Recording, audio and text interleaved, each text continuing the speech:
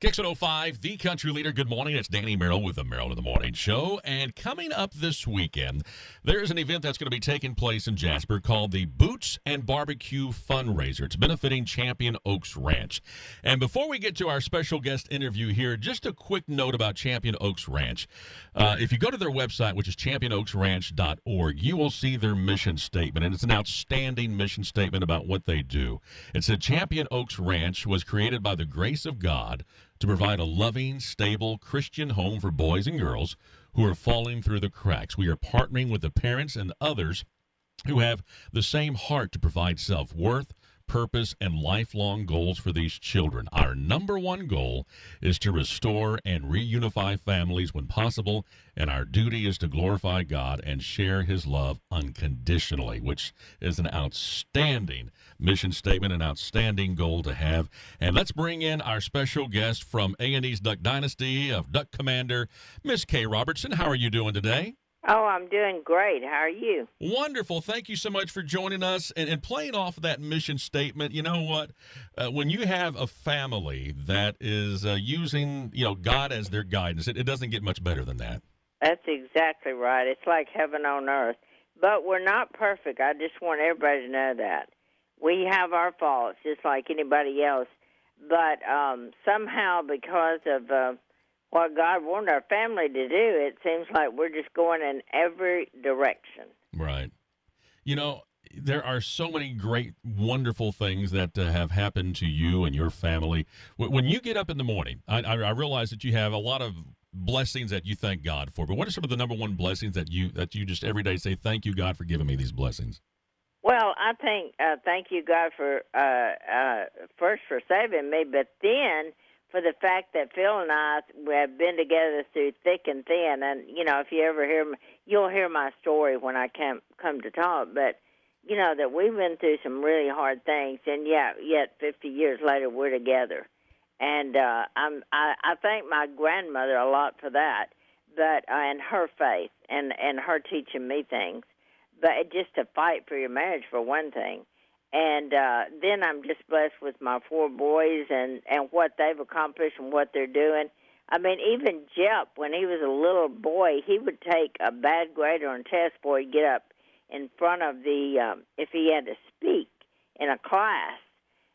He was so shy he wouldn't do it. And now he's speaking in front of thousands of people, and just like each one of my boys. And I just never thought that would all happen, besides my daughter-in-laws. And now, to kick it all off, Sadie, who has a tour going to 18 cities in the United States and is bringing this whole show, Live Original, and then there's about 6 or 8, probably the whole show, is practically all my grandkids in it. And they're all speaking about God all over the United States. And for teenagers, I'm telling you, it just warms your heart. That's outstanding. That really is. Now, I know that you just recently celebrated your 50th anniversary with Phil. When did that happen? What date? That's April the 11th. Well, congratulations on 50 years, by the way. Oh, thank you so much. And it hadn't been an easy 50 either, I'll tell you that, for sure. And then I thought, I dreamed all my life about having daughters, and what happens? God makes a joke and gives me 4 sons. Isn't it crazy how it happens like that sometimes? I know. But, with the dad that we had, Phil, I just thought, I kind of understand why he didn't give me those girls. But what's the funniest thing is my 2 oldest granddaughters, which are produced by Alan, my oldest son, Phil wound up, because their daddy did the wedding, Phil wound up walking both of those down the aisle. So he didn't get out of doing that, see? He still got roped into it, huh? He still wound up doing it, so it's beautiful. And my house today represents, if you go in, I have 2 what I call playrooms, and you go in, and it's just so, to me, the fact that I have granddaughters and have a lot of them, too, that, there are the baby dolls I got to enjoy with them, and the tea sets and all the things like that. Because with my 4 big old boys, they didn't, they were all boy and man. It was balls. You tripped over footballs and all the kind of balls and everything else they had, fishing equipment and, you know. Stuff They like did that. put bullfrogs in yes, they did put them in my bathtub as a surprise for me one night. Yes, they did put lizards in the bathtub. They had several surprises for me. Just boys being boys, huh? Well, I think we were always a comedy family before we became America's comedy family. You mentioned, you kind of touch on, the struggles that you've had with Phil in the early going.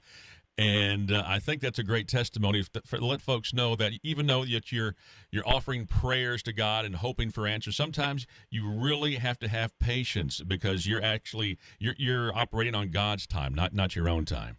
That's exactly right. And I'm going to tell you something. My oldest son, Alan, who lived through all the bad struggles with Phil, well, Jason did too, but he was younger. And, of course, Willie was very young. But,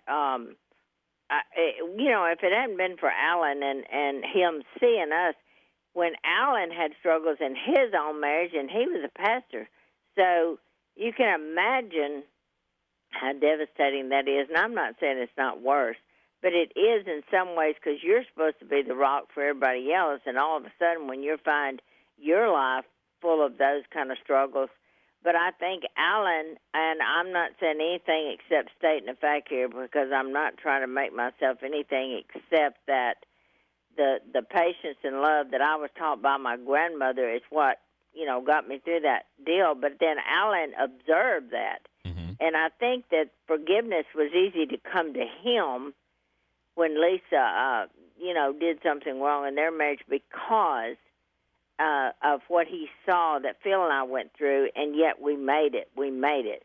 So I think that was able to help him through his same kind of infidelity and things that they went through, except, it was his wife and not the husband. But I want to tell you something. I will tell anybody that I know that life, and I know their struggles, and they say, you don't know. I do know that part. I really do.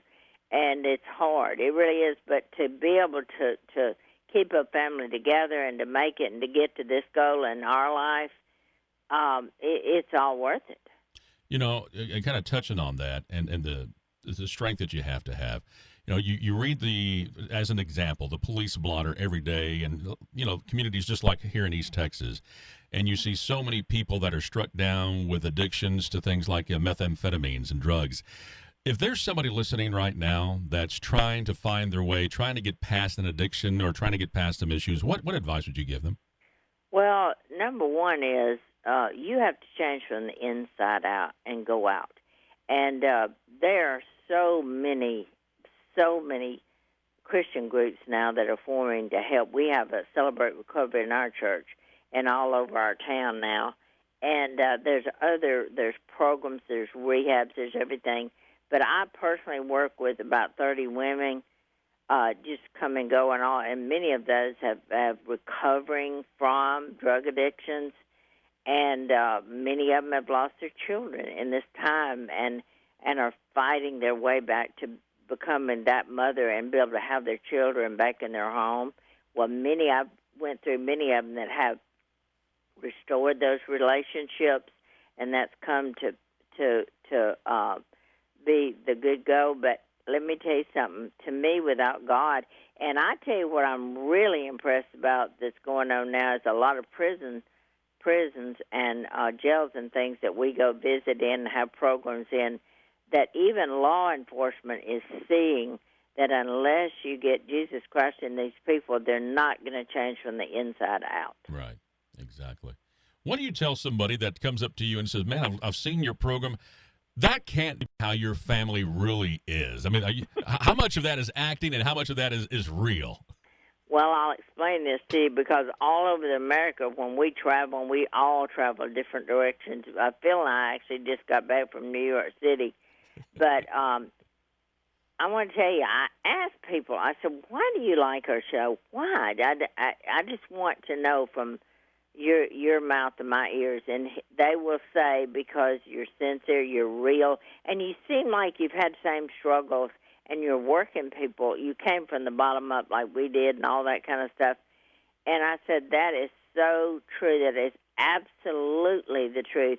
But what happens is, and on our show, they have what they call directed dialogue, which means we have to stay within our story.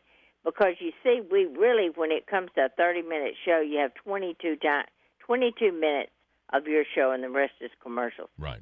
But you have to stay in your storyline at the time.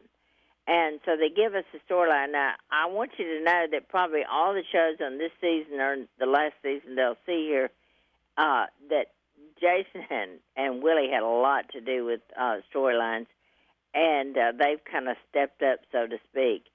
But we get to be us, but we have to stay within our story. You see what you can do, because I could go off and talk about a rabbit on your show, and we could be here all day long. So we cannot do that. So they've got us in. You see what I'm talking about. Exactly right. But we get to be us. Like many times I have said, guys, I wouldn't say that. Mm-hmm. I would not say that like that. That's not me. That is not me. I wouldn't say something like you've got me saying, too harsh, too whatever. Now Phil is Phil. Sometimes they have to rein him in on, he gets too over the, Oh, sure, yeah. But with me, I'd tell them this is how I said this is, so let me go in this direction. They're very understanding and very good. They want us to be ourselves. But, of course, we can't, it's real, you can't talk about like other shows or other famous people. You have to be kind of careful with that kind of thing. Completely. Once again, we're talking to Miss Kay Robertson of Duck Commander and A&E's Duck Dynasty. She's going to be in town Saturday in Jasper for the first annual Boots and Barbecue fundraiser benefiting Champion Oaks Ranch. Miss Kay, we had an opportunity to put out there to some of our social media and Facebook fans the chance to ask you a few questions. So we had them, send a few questions, and here are just a few of those if you don't mind. I don't mind at all.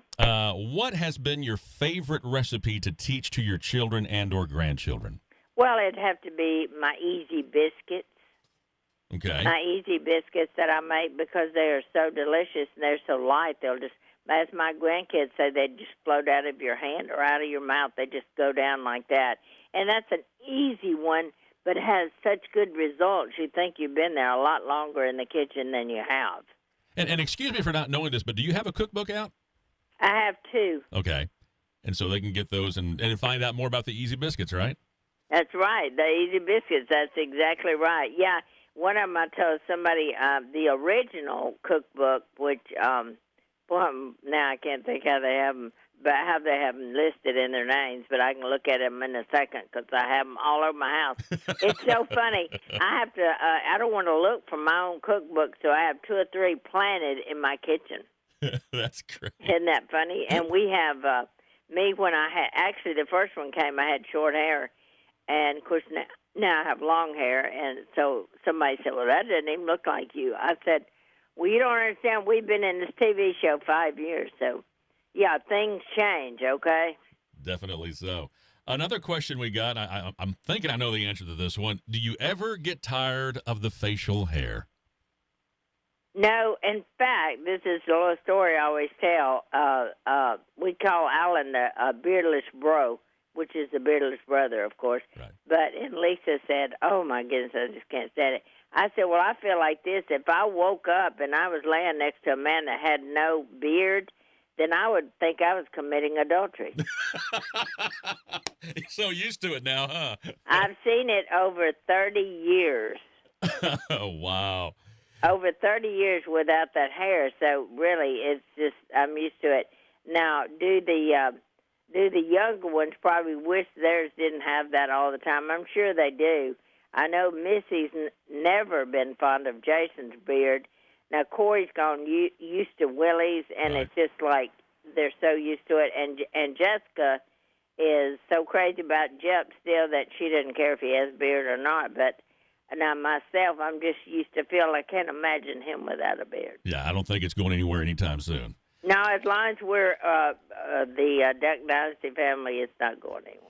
What is the most memorable gift that Phil has ever given you? Well, Phil's not much of a gift giver. I just want to tell you that right now. He's not good. Have somebody else do it, or money or whatever. So, but when we were first, after we came back together after the really bad time we had, and we were separate. I'll tell that though when I'm over there. But and we were separated, and when we came back together, we were in a little apartment that was so small it would give you claustrophobia. Mm-hmm. Phil gave me that Christmas, and we have only maybe one or two pictures of that, but it was just, the comeback. So whatever he gave me was just he gave me a set of pots and pans, and the funniest thing, because I've always took care of the family's money and all that, and he gave me a calculator, which was hilarious. And we just laughed and laughed about that. And those two gifts, I guess, are so meaningful because it just was like, here, you reunite, and this, I know she's going to cook, so she'll love this. And maybe this will help her add up all the bills. I don't know. It was just turned out so funny, if you want to know the truth. And the flowers he's ever given me have always been like wildflowers that he picks up. And I love them. So it's special because he's a pioneer man, right? Absolutely right. I like the pots and pans and calculators. At least that shows he was thinking things through. Yeah, one of the few times he did do that because we were actually hidden away from the world, and he was hiding out from his old friends. Mm-hmm. So it was just uniquely special. When you do come into town on Saturday for the Boots and Barbecue fundraiser in Jasper, what will you be sharing? What will you be doing while you're there? Well, I don't know my schedule exactly, but I know I will be speaking at one time, and I always have to just give God the credit for how He's worked in our life. And I want people to know that we're not just a privileged family sitting up here now. In fact, if you came to my house at 40-something years old, you would say, well, Miss Kay, have you not made any money over this? And I would tell you, I'd say, look, we have something. I do have a new little country kitchen that sits to the side of my house that it was just a little separate and apart thing that I guess you could say that's where I put my money. But it's like I told Sean Handy when he was down here visiting, when he was interviewing Phil to be on his show. And he kept saying, why don't you build yourself a new house? And I said, because I have something that your generation will never understand. And he said, what is that? And I said, it's contentment. Yes. And I said, we're very content in where we live. This is all our memories of raising our boys, and we're very content here. And they don't understand that. It's just real hard because most people, if they make money or become famous or something, they've got to show out or, some kind of way. But my little country kitchen adds to me being able to cook for more people. And it's just looks like a little something cabin out of Colorado, which, Louisiana will never be Colorado. So that's the closest I can come to that. You mentioned contentment. That takes me back because I remember when I was much younger, and we would visit my grandparents every summer up in Missouri. And they had a little glider rocker out in the front porch, and they lived out in the country. And we would sit out there hours on end just watching the cars go by, and me as a little kid was just so bored thinking, what the heck are we doing here? And today I would give anything to be back on that glider rocker just watching the cars go by. That's exactly my memories of my grandmother. We had a swing set up there, and it was an old swing, and then we had one separate one for me, but she was always in that swing, maybe shelling peas or shucking corn or something like that. And we'd be sitting out there, and we might talk for hours. And, when cars would drive by, you would wave at them. Mm-hmm. You might not even know who was in that car, but you wave because that's just what you did. And I think about that quietness of that time and that friendliness of that time and that older people that just listen to young people pour their heart out. And, that's missing today. Right. Absolutely right. And I do. I'm like you. I'd give anything to go back to that swing with her. Then she's gone on to heaven. But, those were precious times. But, you just look back and think that was so important. And then now we're just running, and we're not listening to the young people, and it's really missing in our country, and it's showing up. Yep, absolutely right. Well, we look forward to having you down here in East Texas. First annual Boots and Barbecue fundraiser going to be coming up this Saturday. Tickets are available at Boot Barn locations throughout East Texas, including Lufkin, Livingston, also Beaumont, and Jasper has those.